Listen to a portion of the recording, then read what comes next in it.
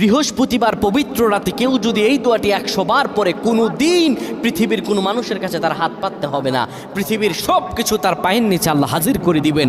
দারিদ্রতা থেকে মুক্তি দান করবেন, বিপদ আপদ থেকে মুক্তি দান করবেন, তার সম্মানকে সুউচ্চতা দান করবেন, অসুস্থতা থেকে দূরে রাখবেন। আল্লাহর অশেষ দয়া ও রহম তাকে দান করে দিবেন। সুবহানাল্লাহ। বৃহস্পতিবার রাত এটি গুরুত্বপূর্ণ রাত।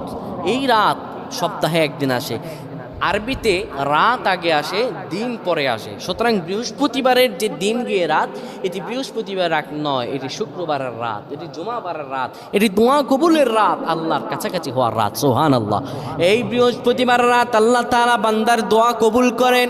কেউ যদি বৃহস্পতিবার রাতে ঈশা নামাজের পরে পবিত্র হয়ে ইয়া হাইয়ু ইয়া হাইয়ু ইয়া হাইয়ু ইয়া রফিয়ু ইয়া রফিয়ু ইয়া রফিয়ু এই দোয়াগুলো পড়তে পারে 100 বার, আল্লাহ রাব্বুল আলামিন তার